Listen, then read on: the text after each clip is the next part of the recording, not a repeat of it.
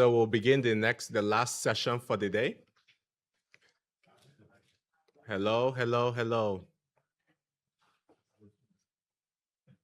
So we're going to begin the last session of the day. If everyone can take a seat.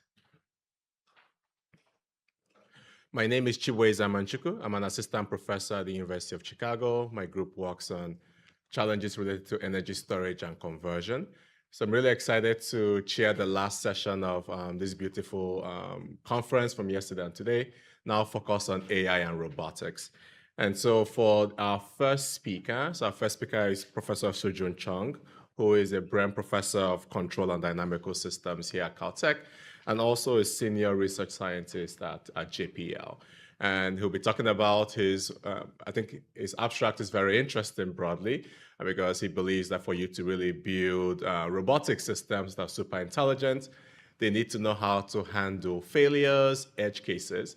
And I think that's actually important also for human beings in their own jobs and their ability to handle failures and edge cases. So with that, without further ado, Professor Chung.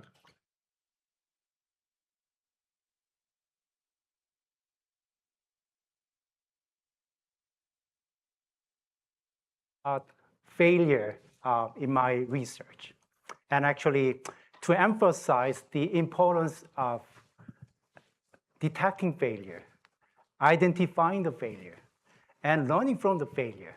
So I think this is kind of missing in our research. So maybe if you just replace robotics with maybe your research, maybe that's kind of applicable, so you see some of my main message. So is the video playing? Not yet.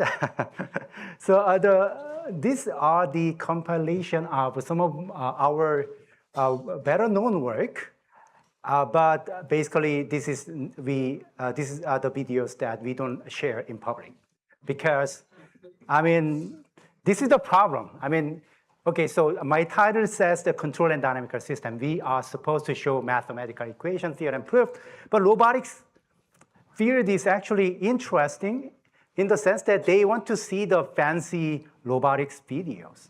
And they want to see the results, actually appreciate that. It's just not mathematical simulation results. You want to see the results.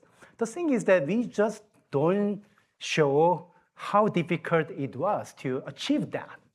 We kind of hide that, by the way. So I want to kind of emphasize that, hey, we want to build a super intelligent, fully autonomous robot. Then we have to recognize the fact that we are not there yet. We need to actually build a system that can be robust and tolerant with respect to the failures, and even understanding the failures on their own. So how we can actually leverage AI and machine learning toward that goal of building super intelligent robot that can even diagnose its internal failures and detect the failures and then even recover from the failures. So that's the bottom line of the talk. So what kind of robotic systems we are interested in? So we hear a lot about humanoid robots. And the reason why humanoid robots are difficult is because it's essentially inverted pendulum, bipedal, not a quadruped. So I'm not a humanoid robot expert, but we have some research you're going to see. And then last year, when I was giving a talk at MIT, actually just a few years before that, Boston Dynamics actually put out this post on X or tweet saying that they are building this kind of flying humanoid robot equipped with these microturbine engines, right? And if you see the date, actually, does it say the date? Yes, April 1st. So maybe you can kind of understand what. And then in fact, even 2 or 3 years ago, we actually published a paper that achieved that goal, essentially. It was on the cover of Science Robotics. This is the first bipedal robot, first of all, on high heels, and the first bipedal robot that can fly and also ride a skateboard. And it can even do a slack lining. It can walk on the thin cable. How? So I'm here not to show this video, to talk about the multimodal capability of first ever walking and flying robot. But it was more about importance about redundant hardware actuators. So the secret sauce was that why I was questioning why all these robots, bipedal robots or leg locomotion robots, are just relying on the legs, right? If it's the problem is the instability because of this inverted pendulum-like motion, maybe why don't you add thrusters? So basically, we added 4 propellers, like drones. And that's why it was able to fly. But it's not that simple because it needs to synchronize the motions of the propeller control and also lack locomotion, right? So one message I want to tell you is that, yes, one way of handling this robot failure, because this is almost like a fall prevention system. For this kind of locomotion system, failure is oftentimes a fall, right? So by kind of actuating these propellers, we can actually prevent a failure. So that's one way of handling the failure. So that's one way of using this video for this talk.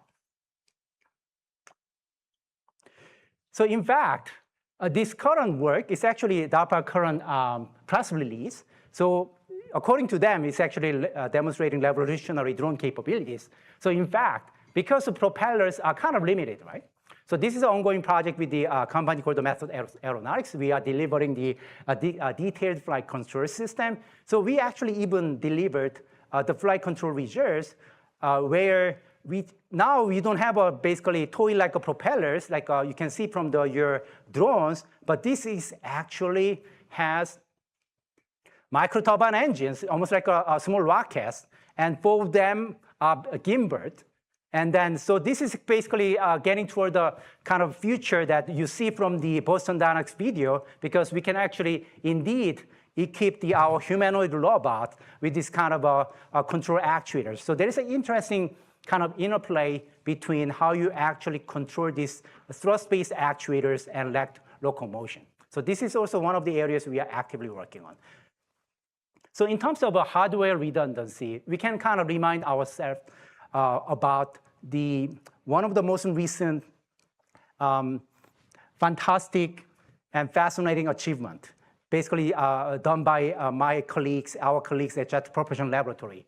This is the Mars helicopter called Ingenuity.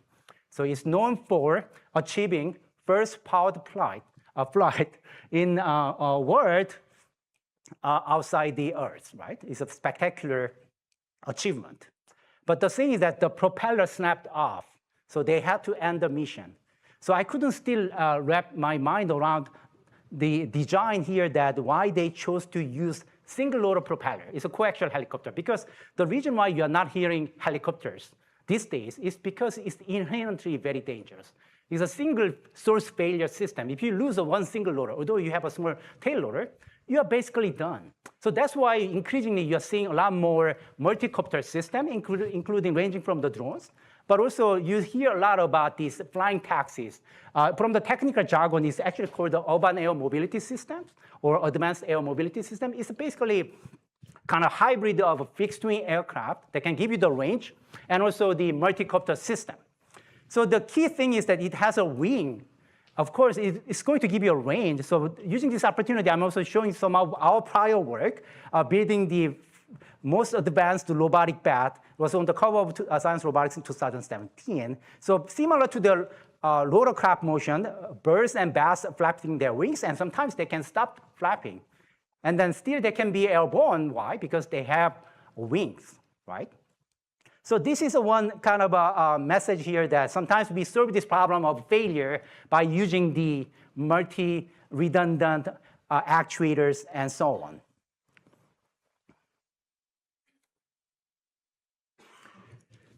So let's talk about some of the failures we can actually observe in the aviation world. So this is called actually a bird strike. And if you can record the Miracle of the Hudson, the movie, and also the actual event. So US Airways 1549, what happened to the aircraft? Shortly after takeoff, the aircraft struck a flock of geese, a big birds, and they lost 2 engines. Then what are you supposed to do? You are done.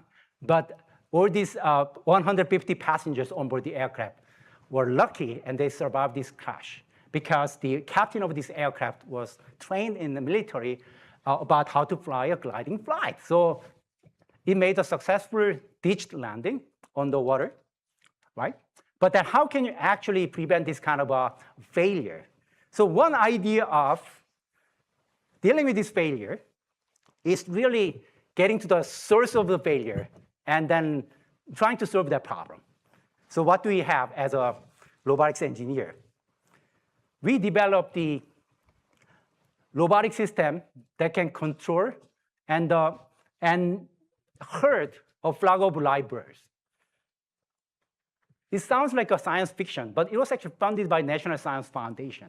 And this is the actually first ever demonstration of controlling a flock of birds. You see small dots moving, those are real birds, actually big birds, egrets. And then small dot moving, that one is actually drone. So we didn't use a robotic bird of prey. That could have been more effective maybe, but quadcopter itself was effective. But it's not just flying through the flock of birds, because it can actually spread the birds and they can worsen the bird strike problem. So the idea is that by reverse engineering the flocking motion of the birds, because we actually study those, because I'm actually working on swarms of robots and swarms of drones. We understand this reverse engineering some mathematical flocking dynamics, and then how they react to the threat, and gently control the perimeter of the swarm, and then control the direction of the swarm, hopefully safely away from the airfield. So that's one example of handling failure. Okay? So going back to the robotic aircraft system. Now I talked about flying taxis and urban air mobility system. It's actually fashioned to have a multi-copter systems. Even if you have a multi-copter system, like more than 4, so oftentimes 6 or 8, 12 loaders, this kind of crash can happen. So this is the actually crash happened to one of the flying taxi company, British Vertical Aerospace. And what happened was that one of the propeller, there is actually adhesive bond, and then adhesive bond of spar and the sheath of the big propeller actually failed. And then they got detached, and this is what happened. So what we are talking about here is that hardware redundancy is the, default solution for this kind of aircraft that should be lightweight. You heard about, so the Mars Ingenuity helicopter. So oftentimes, this kind of a small robot, in particular aerial robots, cannot just have additional sensors for detecting failure. If you have 20 actuators, then you keep adding 20 additional actuators for detecting the failure. And you cannot do that, right? Because of the power and weight and other constraints. So our idea was that we kind of create a virtual sensor, because we are going to use anyway machine learning-based flight control system. That's some of our prior work to deal with other disturbances like wind and so on. But by introspecting the internal signal, we can actually identify which propeller failed in real time in a split second. And then we actually reconfigure the controller in a kind of active learning fashion. So yes, this kind of failure can happen even if you have a multi-loader system like this. So if you quickly don't identify the failure and then reconfigure the controller for the maximum performance, this kind of dramatic performance degradation can happen. So we basically, without modifying the controller, basically introspecting the internal control signals, we can quickly identify the failure and then do some real-time adaptation for handling those failures. So that was one of the major recent results from us. And then, of course, it has a spectacular view of our campus demonstrating our results. You can see the Caltech. This is my favorite video.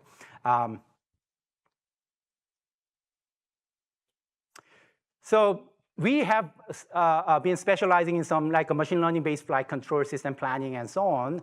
Some of that work with actually Anima and some of our machine learning colleagues here and Caltech.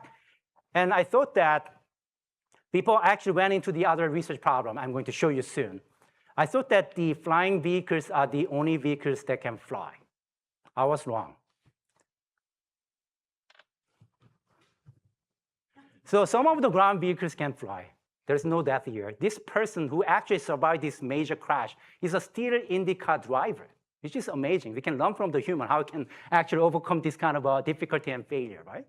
So I used to teach the flight dynamics to our students, right? And I was surprised and happily learned that all the vehicle dynamics for the race car are very similar to the aircraft dynamics. Why? Because they are so fast. And with these issues of aerodynamics and also how you handle this kind of turbulent wind and so on, they are very, very similar to aircraft. So we felt that as aircraft control and autonomy expert, maybe a specialist, we thought that maybe we can make some impact on the autonomous racing. So maybe some of you have read some articles published by Caltech. Yes, we joined this competition called Indy Autonomous Challenge. So before I talk a little bit more about that, look at the video. That's from actually Netflix Formula One video, a documentary. And then you can see, I mean, I thought that I'm a swarm robot expert. I thought that maybe I could handle collision avoidance reconfiguration of maybe up to 1 million agents. And I thought that that kind of problem is already solved the problem. No way yet. You can see that how fast these cars are moving, and then how tightly they are kind of maneuvering the kind of vehicles around the corners. We don't have those algorithms yet that can achieve this yet. So that could be actually potential outcome of this research. How can actually we build safe autonomous vehicle network? Of course, a lot of there are self-driving car companies, but we are not there yet to handle this kind of complexity. So maybe this is distracting the buyer, but so this is our video actually achieving some of the milestones from our group. We've been working on this just for a year, and I was happy to see that there is a Caltech logo there. We own this car, and this is not a toy anymore.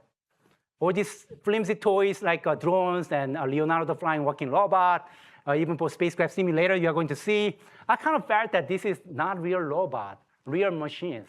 This is a real machine. It's a 600 horsepower. It has an electric, sorry, I should have had no electric. The reason why they like this kind of internal combustion engine is the sound. You can even hear the vibration. So I don't think they are going to replace this internal combustion engine with electric cars anytime soon for Formula One or IndyCar, which is American version of Formula One. So that's actually our car is kind of called IndyCar Autonomous IndyCar.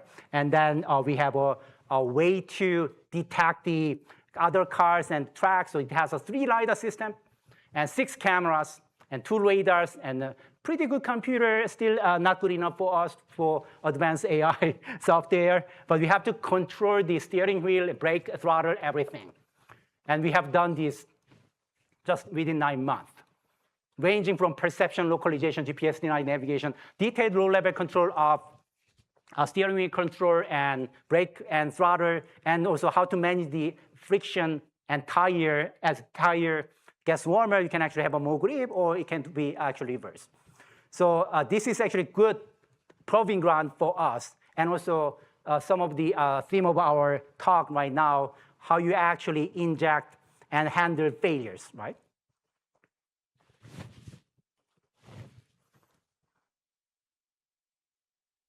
So talking about the swarm research, yes, our group, and also in collaboration with other research, in particular Jet Propulsion Lab, Fred Hadae, we've been working on swarms of spacecraft and robots. So hey, you can see this. We can actually configure thousands of not thousands, actually this is 1 million agents, autonomous agent, with even dynamics, whether it's racing dynamics or spacecraft dynamics. It's not just like a point mass. And then you can reconfigure into this kind of very complex shape and avoiding collision, right? And then we also experimentally validate that in real time using this kind of our spacecraft simulator. So this basically our lab simulating the frictionless motion of a spacecraft. And then also recently our work is actually handling some additional realistic conditions like a stochastic noise and disturbance you will see everywhere coming from the sensing and also other disturbance, right? So we have done that, but still we have yet to achieve this kind of true autonomy of multi-agent system, kind of flying at 200 miles an hour, avoiding a collision and so on. So still we want to learn from that racing example. One example of AI and machine learning for robotic system, although our talk, my talk is really focused on how you actually deal with very extreme cases like failures and disturbance, like a wind or turbulent wind or even unknown friction for ground vehicles. I think that one good application of AI and machine learning, as you can see from this example, is that because some of our method for multi-agent, multi-robot planning and coordination and reconfiguration are based on real-time optimization. I scored the model predictive control with many different constraints and so on. we've kind of found that sometimes we need a pretty good computer, but you can see these small drones sometimes don't have a good computers, right? So this work is kind of demonstrating somehow we replacing somehow onboard optimization, real-time computation with basically a deep neural network evaluation, basically replicating some of the onboard decisions. Of course, the neural network training should be decentralized and distributed enough so that it can kind of mimic the centralized solution of a deep end-to-end network. But at the same time, we add additional filter and safety filter and additional controller so that you can kind of account for additional errors coming from the dynamics and sensors and so on. And it has been quite effective to basically demonstrate the very lightweight computation by leveraging the AI and neural network. By the way, we are even canceling the aerodynamic coupling between the agents using some of our method. And going back to some of the motion planning, and motion planning means that how you actually position these vehicles and plan the path around the obstacles or neighbors. We kind of felt that the optimization-based method, including sequential convex programming or model predictive control, are quite effective. But there are some issues with those methods. The issue is that it's very much, I mean, I see some of the presentation from this conference talking about optimization. Yes, it can easily get stuck in the local minima. And the local minima here is actually very, very complex, high-dimensional system, even time-varying, okay? So we actually look at that completely different method, and this is actually called the Monte Carlo tree search. So I'm going to show that this was on the cover of Science Robotics last year, December 2024. And the idea is that, hey, instead of trying to use the more structured method of sequential convex programming or nonlinear programming or model predictive control fashion, how we can actually do some kind of randomized exploration method. So this is actually a very well-known method in the computer science planning world is Monte Carlo tree search, and AlphaGo and AlphaZero of DeepMind. Google DeepMind, the breakthrough work, even beating human Go champion, became famous because they kind of accelerated some of the heavy computation part. So as you can see this from this visualization, you basically plan all these different possibilities and trees and find the best path. And that way you can actually balance between exploitation of your own known model, known dynamics, known environment, and exploration, right? So exploitation and exploration trade-off.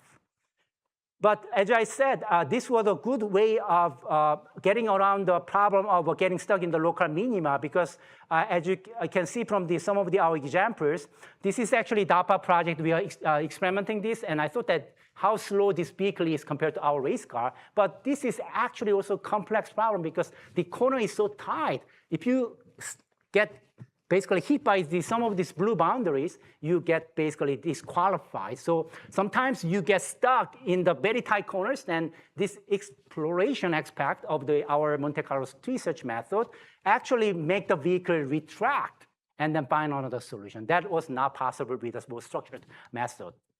And this is another example using the same method, same algorithm. This is maybe one of the first papers that actually have 3 different types of platform: drones, spacecraft, capturing some uncooperative object using our spacecraft simulator lab, and also ground vehicles. I didn't really emphasize the key innovation of this work. Yes, Monte Carlo tree search, as long as you can handle this computational complexity of Monte Carlo tree search, sounds excellent. How? Because we don't have a grid world like you can see from the game of Go and game of chess or Atari video game and so on. The key challenge here is that you have a continuous dynamics and continuous world. And we found a way to basically efficient representation of this continuous world and continuous dynamics and apply this Monte Carlo tree search. So that was the key innovation of this paper. So speaking about this Monte Carlo tree search, now I mentioned earlier, hardware redundancy for handling failure is not a solution because hardware redundancy typically happening in this kind of even single spacecraft. So this is another Science Robotics paper. Even single spacecraft potentially could have 30 different actuators, 20 different sensors. And then by adding additional redundancy for safety of your hardware failure, against hardware failure, that could increase the ambiguity because somehow all of a sudden our spacecraft is misbehaving, tumbling or going toward the obstacle instead of avoiding it. Then how can you actually quickly find out which one is failing? Is a sensor or actuator, or which one out of 100 possibilities is that? So by gently kind of tapping each one, and then without violating safety constraint like a collision like this, we actually developed this kind of Monte Carlo tree search with the state estimation in conjunction with the state estimation, because basically state estimation, like estimating the velocity and position of your vehicle, is tightly coupled with a fault or failure estimation. Okay, so that was basically idea of dreaming about your spacecraft is essentially dreaming about all the different possibilities by running quick, rapid simulations like a Monte Carlo tree search fashion, and we can also do a fault detection and isolation or identification. So I talked about some of the FDIR methods, fault detection, isolation, and recovery methods, and I'm going to switch gears to talk about only control. Now we have some motion planning or even estimation of identifying a fault. So in terms of planning and control, this is more like a feedback control. But I think one message I'm trying to say here is that when you talk about the safety in the robotic setting, people are obsessed with the point. That's what we used to teach. So we are trying to change this paradigm. So we actually recently gave a tutorial session in the CDC and even annual reviews in control. And also I gave a talk with this very controversial title, contraction is all you need in robot learning. So idea is that we have a now mathematical tool to analyze the stability of multiple trajectories, because it should be all about trajectories, not a point, equilibrium point, because as you can see from the race car or Leonardo flying robot or any robot you see is actually following a trajectory. And the idea is that how those trajectories are going to converge to a single trajectory. So safety and then stability and robustness are not different concepts. They are all interchangeable concepts. So that's one of the message. And so leveraging this kind of a new result in the contraction-based nonlinear incremental stability of multiple trajectories, the PPO is a famous work that's basically deep reinforcement learning that can generate very, very exotic solutions, right? So obviously you see all these robotics apocalypse, or these scary videos, robots are jumping and dancing, and we are contributing to that. But here, main message is that something that's reproducible, not just one-time result. How we can even handle the failures. For example, this 4-leg robot failing one of the 2 legs, or one of the 4 legs or 2 legs. How can you turn that into the biped and under this severe condition like a wind and rocking platform? So that's one of the recent results. And then this is actually joint work with Anima and also Yi-Sung Yu. And in terms of additional disturbance, I'm going to end my talk by mentioning this. As you can see, we can actually even have a rapid adaptation of a deep neural network-based control that can even handle this kind of wind. You can see that my former student, Michael O'Connor, is even having a difficulty of holding the umbrella. So we have this lab that can generate this kind of a strong wind. So idea is actually very simple. We have all the motivation to adapt and change your deep neural network or even transformer. The thing is that you don't have an onboard computer that can, able to do that in real time because it's a tiny, small drone. Even if you can carry a supercomputer, here's a dilemma. You train all these different wind profiles flying this drone for 365 days. And now you deploy this drone to be ready to conquer the world, and this is going to be the best ever controller because I have all the possible data. Then you only flew 5 seconds, then drone is struggling because it didn't experience this kind of a weird windy conditions happening right now. So how are you going to balance between 5 seconds of data and 365 days of data? That's not easy problem, at least from the robotics perspective. I don't know about your field. So we actually found a very nice balance when you actually train the network, we observe the fact that maybe there are low-dimensional representations are possible to capture real-time variation, like wind conditions that are independent of your state, like velocity and positions and so on. So do you have a still multi-layer deep neural network that are functions of the states, but there are like some parameters that are kind of time varying. And those are kind of in the condition. And what's the best way of doing a rapid adaptation of deep neural network? We don't, even without having to do a back propagation in real time, because it's not possible. So that's actually adaptive control. So we found a way, nice way to kind of balance between almost like a least scarce, like a update, almost like a Kalman filter, and then doing some tracking error-based adaptive control, and with all the stability proof, and of course, nice experimental results. And actually even works for ground vehicles, because instead of having a strong wind, you now have this unknown terrain friction conditions. And even this old robot we got from the DARPA, it actually has a black box inside, because as a control engineer, if you give a robot saying that your internal controller is something somebody already designed that you cannot touch it, that's really bad news. But we actually were able to get around that by having a high speed, like a fast kind of outer loop, and even learning internal PID control loops, whether that's failing or not. So it was a nice application of some of this, our real-time capability. Yes, of course, we are also using Visual Foundation model for feedback control as an input to our small neural network doing actual rapid adaptation. So in closing, I think I want to actually admit the fact that, yes, our group is actively working on developing the algorithms and also validation of failures and fault detection, and also isolation and identification, and also even recovery method. So I do believe that in order to claim that our robots or self-driving cars are truly autonomous, we have to actually show that it can actually handle these different sorts of failures. So that's something that we should really do more in the field of robotics. So thank you so much. Thank you.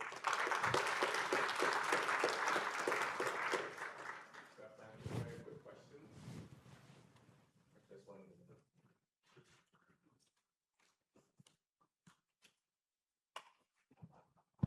Okay, thank you for nice talk. I have a question about like the autonomous racing you showed in the slides. If I remember correctly, especially when we drive ourselves, we need to speed down when we curve on the road. But in the case of in your autonomous racing, did you speed down the speed, or you just keep the speed which on the straight line?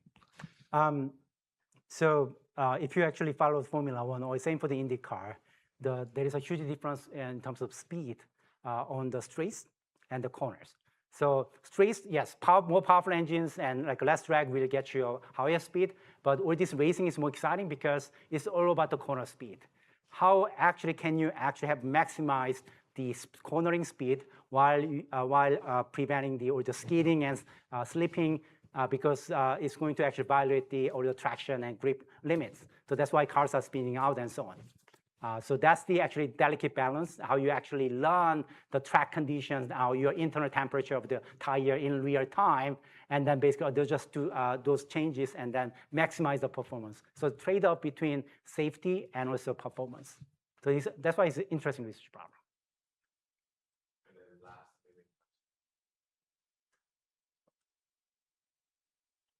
Right. let's take our speaker one more time. Right. Thank you so much.